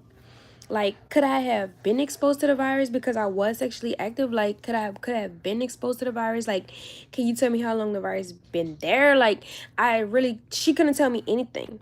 So I went on to do my own research and stuff like that, and I realized that like during my study, all of us, not 90% of us, not 95% of us, all of us have the herpes simplex virus in us. But you have to have a certain habit that you have in your life that either exposes you to the antibody and it multiplies in your body at a rapid rate, or you know, you're doing something that's triggering your body to rapidly create these herpes cells, right? And so one of the main thing, you would never guess this. I'm gonna ask y'all, do y'all know what's one of the fastest ways to get herpes? Put it in the chat. If you know one of the fastest ways to get herpes, put it in the chat. Put it in the chat. Especially if you had chicken pox, you have it. That's crazy. And not a lot of people know this. Like, a lot of people don't know that we all have this virus sitting in us, and some people just are exposed to something, a lifestyle habit that triggers the replication, the process of this cell replicating itself in your body, right? Kissing, stress, nope, not stress. Eating poultry, yes, not kissing, no. So the fastest way to get herpes is your diet, the food that you eat, what you're eating. Now, when I've researched this, I was so mad because I was like, bruh, I have gotten tested before for, you know, for an extensive amount of, you know, STDs and stuff. Like, I've done this before. Like, what the like, it should have been there if I was, you know. But when I found out that your diet is like one of the main things, and did you know that people who have herpes have to change their diet? Like, and if they don't change their diet, then they are subjected to taking that pill for the rest of their life, because your food is triggering the process of this specific cell replicating itself in your body. So at that point, I was like, wait, I have to change my whole diet. So that's when I started to become vegan. But way before that, now this was in 2017, right before I went into the cult. I was in college. Way before I went, you so cute, Daddy. You so cute. Way before I had went to college, when I was about 12 or 13 years old, I started noticing that my body wasn't responding to the foods that I was eating. And you know, when you're a child, you don't have access to money to buy the foods that you would like to eat. So like, that's when I started to realize, like, I can't eat meat, I can't eat this, I can't eat that. So like, it's not for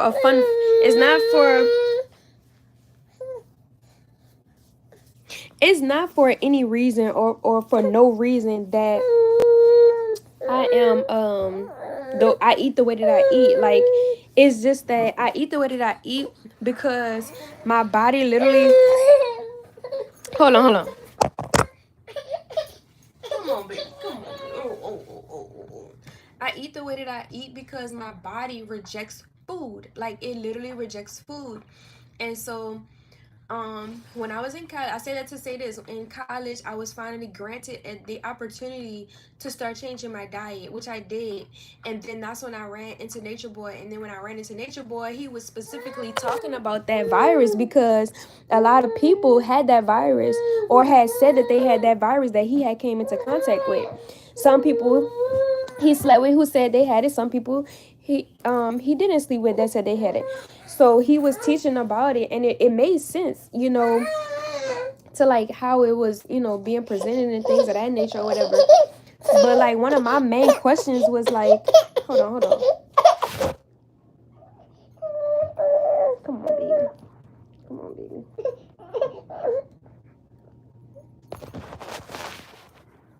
Hold up. Okay, so yeah, one of my main questions was, um, um, how do you transfer this virus? Is the virus transferable? And yes, the virus is transferable, but like in some instances, hold up. He just want my full attention, y'all. He really want my. But this, I'm not no, because I give you my full attention from the day you was born.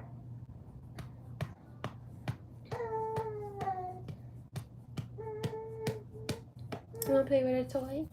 You wanna play with a toy? Do you wanna play with? Oh. Come on. Here. He's sleepy. So yeah, that was one of my main questions was like, is this virus, transferable? How do you transfer it, right? And usually the way that this virus is transferred is through a cold sore. We were known to be a cold sore. Now I never had a cold sore before. Like, I never had that on my genitals, on my lip. I never had that before. So I was just like, how in the fuck?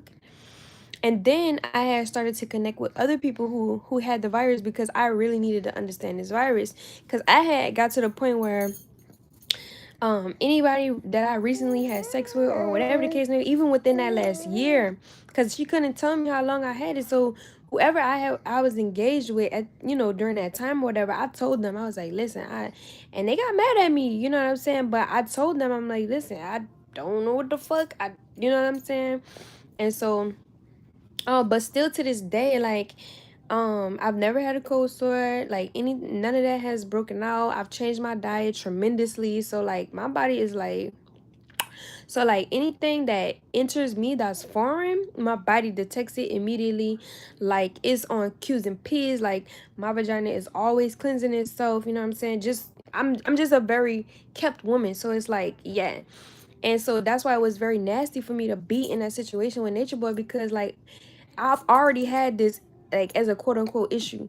So like you're just randomly having sex with people. You don't know what these people have. You don't know what you transferring.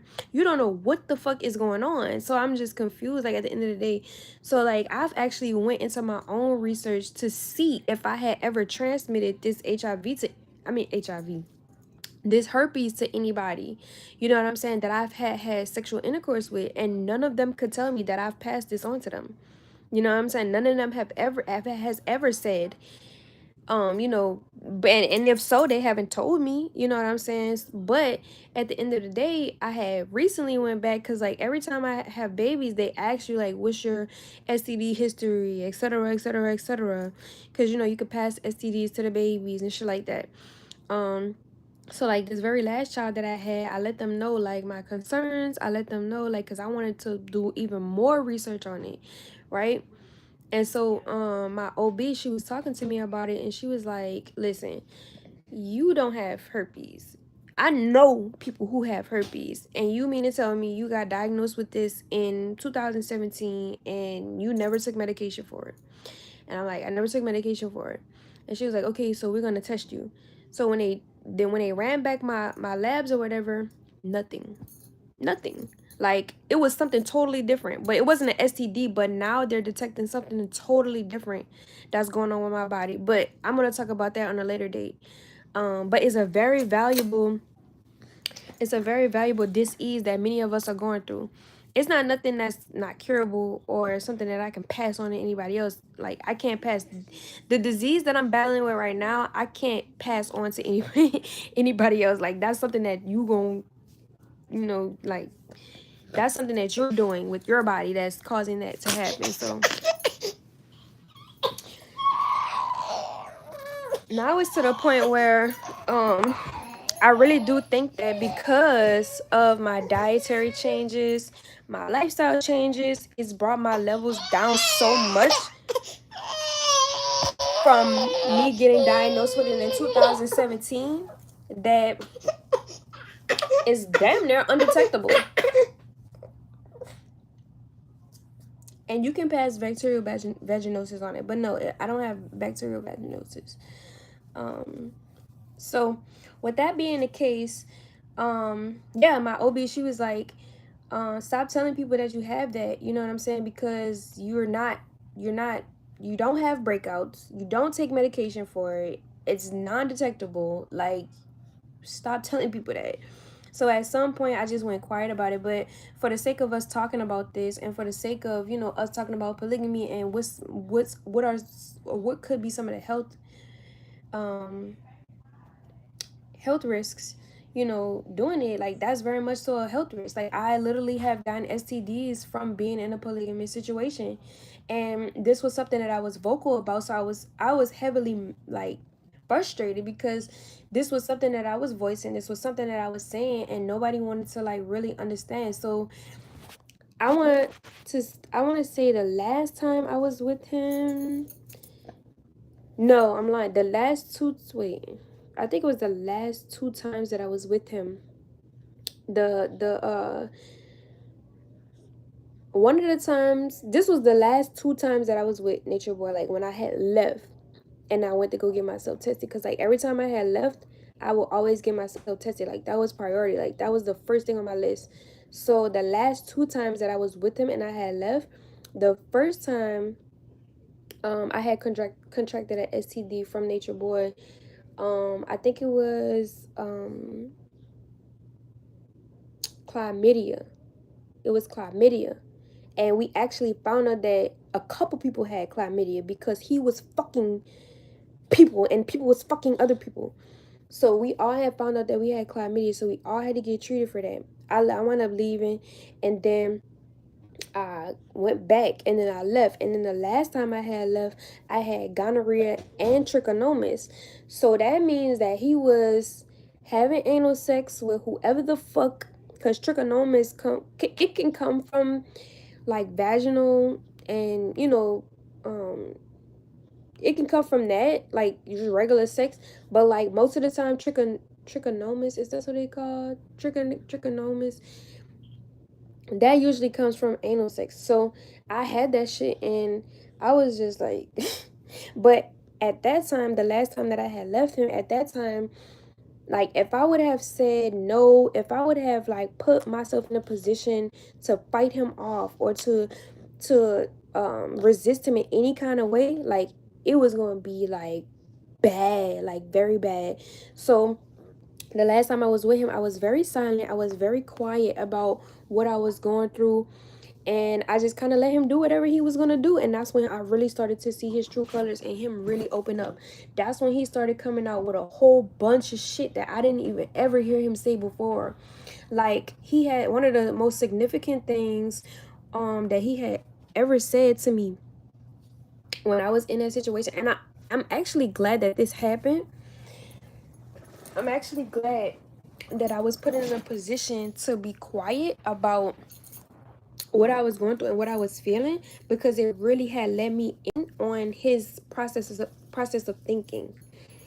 Which, when I would be vocal and I would, talk about how I feel, and I would fight him and I would reject him, whatever, it just kind of put me in a position to, like, not really hear everything and not really know everything.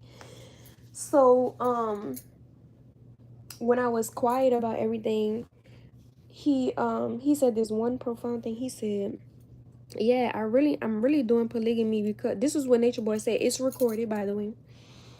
And people thought that I was down for this shit too, but there was a lot of stuff that he was saying and making jokes about sexually, about children and all kind of shit that I never even heard him say or even like acknowledge for real, because like I just never even either wanted to believe that he was that way, or you know, just kind of like chalked it up to what he was saying, but I was also still trapped. So it's like, what the fuck could I really do? You know what I'm saying? So but basically he was like, yeah, the real reason why I'm doing polygamy is because I want all y'all women to have my babies so that I can make my babies together. I never heard him say no shit like that until this moment. I was like, oh yeah, it's time to go. It's time to go. So he was real salty because I wasn't engaging with him sexually a lot of times. And so that's just what it is or whatever. And I don't know. I just don't understand it to a degree because a lot of people had called me a Jezebel spirit, you know, and thought that I was a Jezebel spirit. But it's like, if I was a Jezebel spirit, baby, you would know it because I would be fucking. And just because I have babies, don't mean that I'm fucking. Like when I got pregnant with Eliana, it took what 5 months for me to get pregnant, and I was with one man 3 years. Like I've been knowing this nigga. It's been 8 years now. The father of my child. It's been 8 years. Motherfucking Abby dad, he was in a community of people that thought that they knew me or whatever, and like me and him, we hit it off or whatever, and I wind up like giving him my body too soon. And so like that was a time in my life where I was like, yeah, let's do it, let's go all in, let's jump head in or whatever. And then, you know, some things came up. I was with him for, well, I knew him for a couple months, but then I only like slept with him like within a time span of 4 days. Like we spent personal time together in the time span of 4 days. And so we did have sex unprotected. And when we did that, you know, after that little time was over or whatever, it was just something that came up. It wasn't even over, but something had came up within those 4 days, and I just was like, something ain't right. Like I just felt like something wasn't right. We was going through stuff. I'm not gonna give y'all all the details on that, but I just felt like something wasn't right. And so I exited the relationship and I blocked them, whatever. And then 5 weeks later, that's when I found out I was pregnant with Avi. And so like it's a solid 2 years that I've been knowing him, right? But then my third baby, same amount of time, like I knew of him. I can't even say that I knew him. I knew of him for like 5 years, 4 years. I'll give it 4 years, right? I thought that I knew him. And he was the person in my life where when I was pregnant with Eliana, Solar was there, like making sure that I had everything that I needed. Of course, he was being ordered by Nature Boy, but Nature Boy wasn't doing that shit for me. Solar was. He was making sure that I was eating. He was making sure that I had everything that I needed. He was the one who made sure that I got to the hospital. He was the one who signed the papers on my birth certificate and my marriage license. Like, he had a huge role in my life, and I never looked at him as like, oh, you want a Nature Boy right hand man. Like, I never looked at it like that. I always looked at him as like a brother. Like, you know what I'm saying? Like at that time, you know what I'm saying? At that time, I never had felt like sexual vibes from him or romantic vibes from him or whatever. Nature Boy never let it get that far.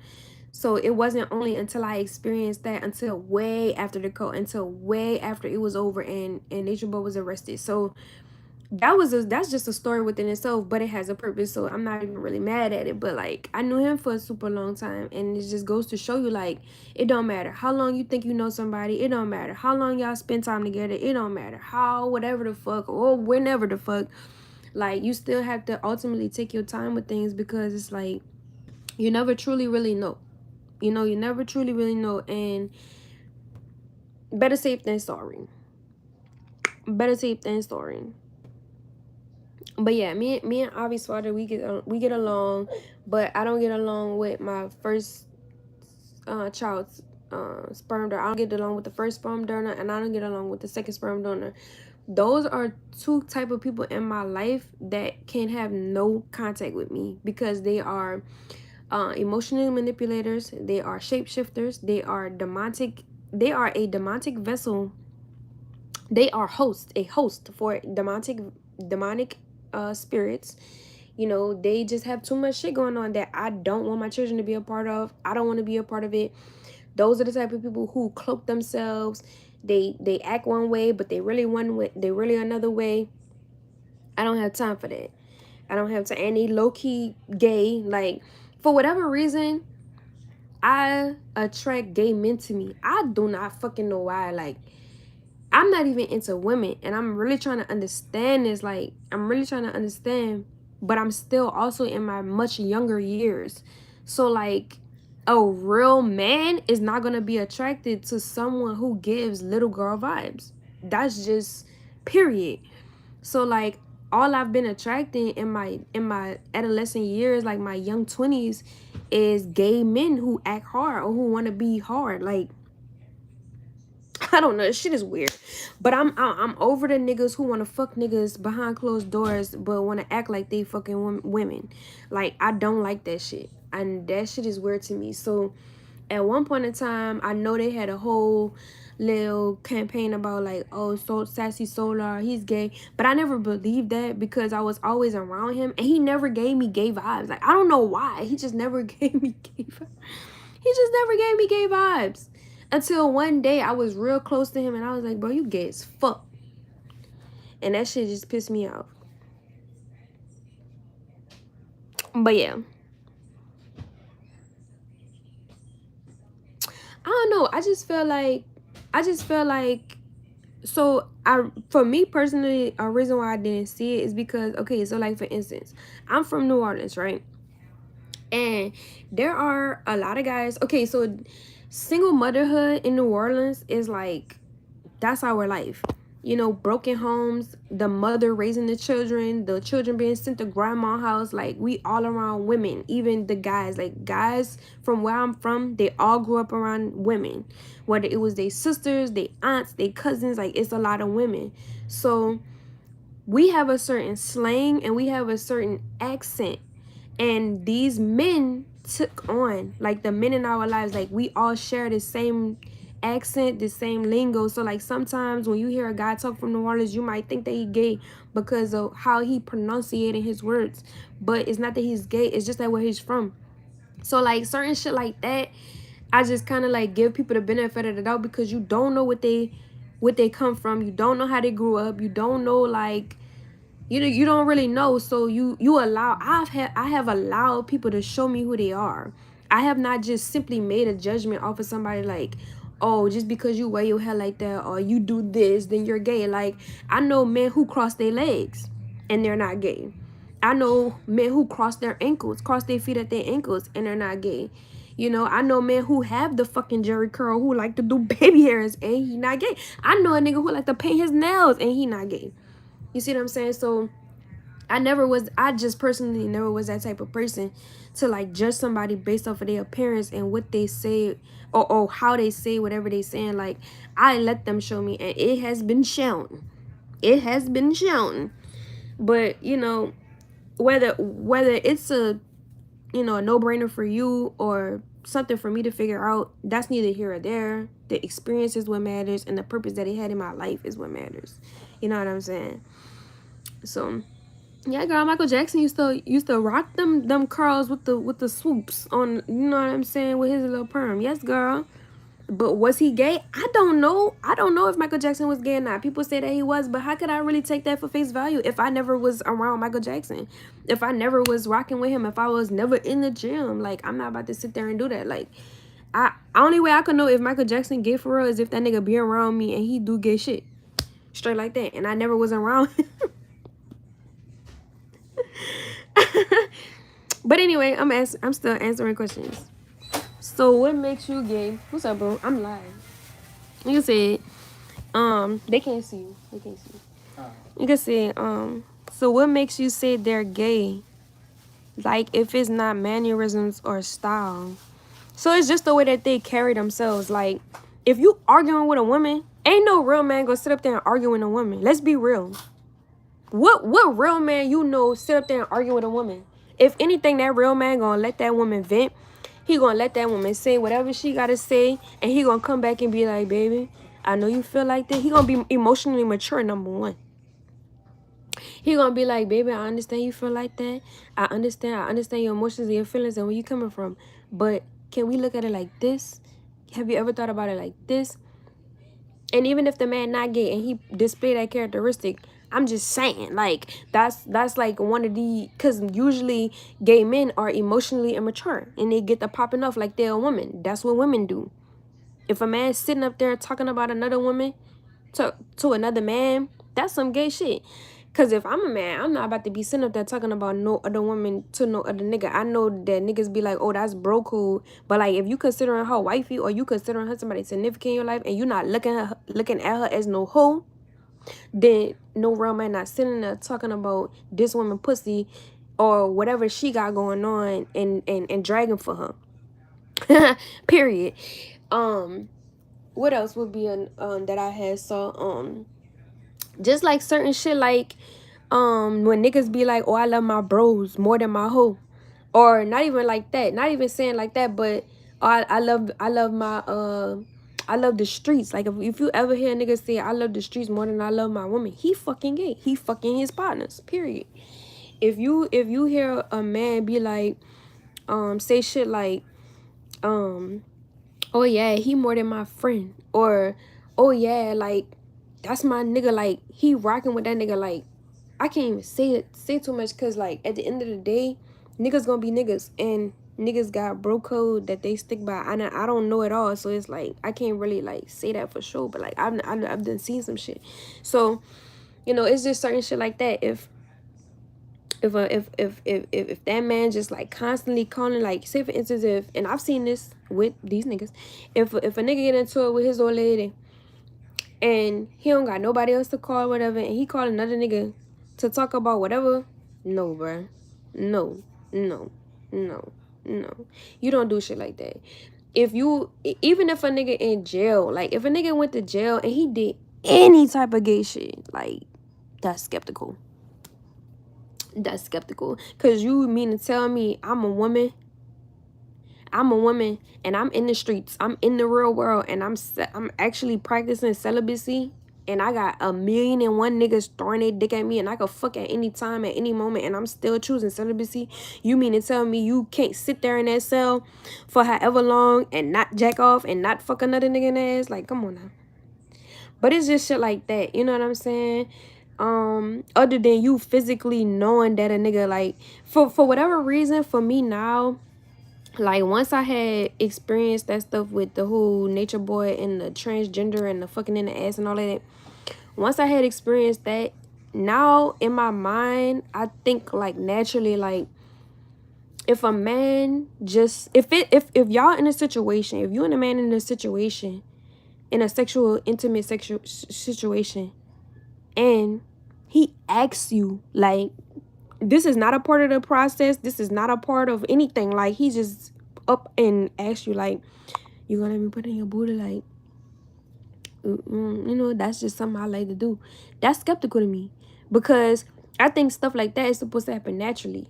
Like if we in an intimate setting and it's happening with no words, like that's a different story. You know what I'm saying? Like if we agreeing to submit to each other in that way, that's a different story.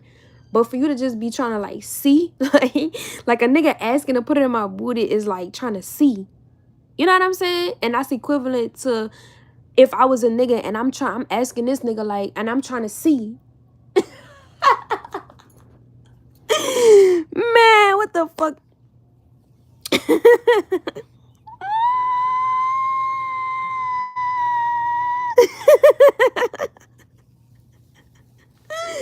But I'm just saying, like, that's some real shit, because they have people out there who like that. You know, I can't really say that that's something that I'm, you know, like I'm a porn star for, but at the end of the day, like if me and my nigga like really there with it and it's happening, I might, you know, for me it's gonna look different. But most women, some women, I can't say most, but some women that I've known, and that happened with their nigga, and their nigga wasn't like trying to, you know, see, you know, they allowed it, they submitted to each other. But for me, it'll, you know, it'll be a whole totally different story, because I have real trauma behind shit like that. So it'll be different for me. But we gonna digress off of that topic. But it's just certain shit like that that's just real gay to me. Like it's just real gay. Like just think about you sitting there and you having a conversation with your nigga, you being emotionally mature, but he can't be emotionally mature. So he get frustrated and he go up in the room, slam the door behind him and be like, I just can't talk right now. and then go call his partner on the phone like his partner could fix his problems with his women. That shit not gay to you?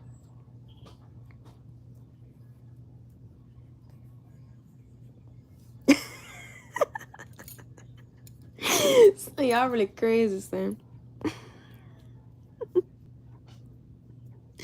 Man, wait. And let's not talk about that shit slipping in on accident, man. That shit hurt. That shit is not fun. I don't understand why niggas think that shit is fun. That shit is not fun. Like, that shit is not fun. Especially if he's dick big. Like, oh my god, that shit is not fun at all. My baby's sleep, y'all. Okay, but anyway, that's digress. Your question is, what's your question? My question is why. I appreciate y'all, but no, like, I'm being for real. Like, this is the real Velvet. Like, I never could be myself like this in front of Nature Boy, around Nature Boy, because like he just knew that if I had shined too much that it was going to dim him in some kind of way. And that's so unfortunate because it wasn't ever going to be like that. The more I shine, like if I'm with my man, the more I shine, the more I'm there to help him remember how shiny he is. Like, because if I'm this shiny, what makes you, if I shine like this, imagine the type of man that's going, if we're talking about in terms of being equally yoked, right? No, sometimes that shit do happen on accident. That shit is fucking wild crazy, but we're not gonna talk about that. But look, sometimes like if I shine this much, right, we talking in the terms of being equally yoked, and we talk about, you know, like really being like that direct reflection of whoever it is that we with, like we mirroring souls, like we share souls, we complement each other, right? Just imagine, like if I'm this way, imagine the man that's for me. God, come on, he gonna be sexy as fuck, drop dead gorgeous, all of them ones gonna be on him, finger licking, icking good, you know what I'm saying? And I'm not everybody cup of tea. But I'm most.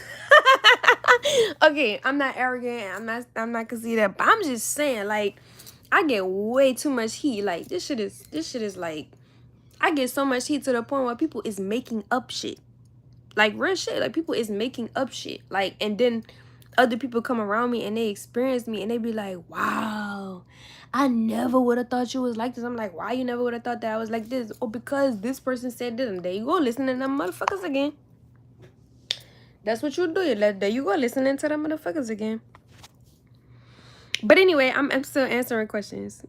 You saw me the other day at Walmart. Lord have mercy.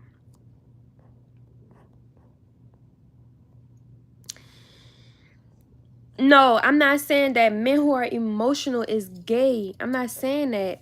Like, to have an emotionally mature man is, we're winning. As a woman, if you're a woman and you have an emotionally mature man, you're winning. But if you have a man and he's emotionally immature, that's some shit your mama should have taught. That's some shit. Like, be for real. Especially if you the breadwinner, especially if you the one putting the dick down, especially if you the one that's like making shit happen, you making moves. Like, you really think that being emotionally immature is a turn on? You really think that that's something a straight nigga would do? A heterosexual man would do? With the type of weight he moving and the type of strings he pulling for his women and his kids? Like, you really think? No. It don't work like that. Either you are or you're not. Period. But yeah, I appreciate that, butterfly kisses. I'm trying to answer some more questions. Oh, that's what I wanted to tell you, because since we talking about marriage, she said, when I was married, I swear when I got my hair done, my husband was jealous, or if I put on a nice outfit, the marriage didn't last. And that's what I'm saying. Like, if a nigga, all right, this another way you know if a nigga gay or not. If you looking like Wajam and you got it going on, you jingling, and that nigga's just sitting there looking like, he don't give you no compliment, he don't come touch you on the ass, he don't come kiss you on the back of your neck, he don't come walk up behind you, he don't come smell you, something ain't right. either he go the opposite way, or he got somebody else he fucking with. Cause ain't no nigga that's into you gonna just let you sit there and just look that good and just smell that good and just be that good. Like, he about to come taste that. He about to come try to get up on that. And if he not, he must be real busy that day and got other priorities that he need to put before you. You know what I'm saying? But ain't no real man that I know, I don't give a work or not, slave or not, he come and taste that, and then he gonna be over there, he gonna get to his business whenever he get through it. He gonna time management. Y'all got me going off on this live today. That boy gonna time management quick like a motherfucker. Do y'all think I'm lying? Am I lying? Do you think feminine men bring out masculine energy in women? Yes. Because, like, I can use myself an example. Every time I was around them, I just felt like I could get shit done better than them. Like, and I found myself getting this shit done better than them. And, like, masculine don't think that masculine mean, like, don't think that masculine just means, like, macho, like, oh, I'm the man. Like, no, like, masculine is making shit happen. Masculine is putting food on the table. Masculine is making sure that your shit is, like, that's masculine. And, like, I do believe that women and men embody feminine and masculine characteristics. It just depends on who the person is. You know what I'm saying? But, like, if a woman is in a situation with a feminine man, she's going to be masculine. She might yoke that nigga up one day just because she feel played because of his responses. Like, bitch, you ungrateful. That's how a woman gonna feel if she with a feminine woman. If she with a feminine man and he popping his shit and she really the breadwinner, she really making shit happen, she gonna feel like this nigga whole bitch. She'll really try to, like, strangle you on some shit. But that's the real masculine women. But shit. Oh, you sending $500? My cash app is Creole Femininity. Capital C, capital F. Femininity is spelled correctly, baby. But anyway, I can't even find my lip gloss. My baby done lost my lip gloss. Let me go try to find it. I'm about to answer another one of y'all questions. I like being on here with y'all. I'm gonna go live on Instagram and then, like, have a whole separate conversation with y'all. There you go. I'm gonna have a conversation with y'all while y'all come chime in. If you know what I mean. What makes a man feminine? I'm not having that discussion no more. Ask the men. The men know. I'm both, baby. They say, Velvet, are you French, Creole, or Spanish? Creole is French and Spanish. Creole is French and Spanish. Creole is French and Spanish.